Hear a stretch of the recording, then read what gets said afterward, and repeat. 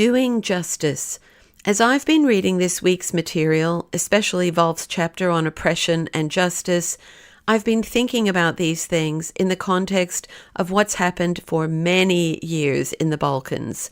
What stands out to me in the reading is Wolf's statement, when competing accounts either of what is just or what justice means clash, one person's justice is another person's barbarity, and society is threatened with the chaos of violence. This doesn't apply only to times of war, but in any situation where strong views are held. How often do we hear someone say, I think I or we have been acting unjustly, so I or we need to change? How can everyone or anyone at all possibly be acting with perfect justice?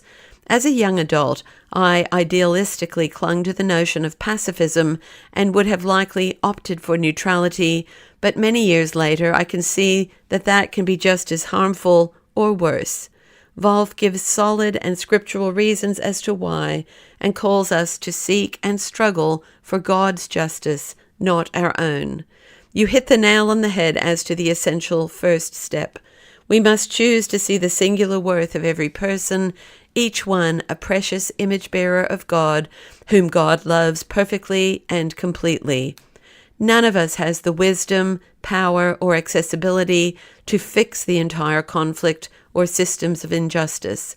It can be tempting to wring our hands because it's so overwhelming and horrible. But what we can do is to ask God for our specific assignment or assignments.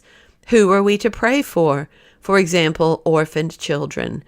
How are we to send relief? What could we inject into conversations that might help others to see the singular worth of each person and hopefully lessen the taking of sides and cycles of hatred that seem to get amped up via media and memes?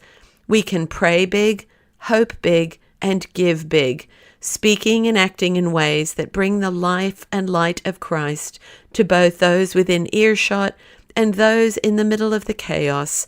It is heartbreaking indeed. Lord, have mercy.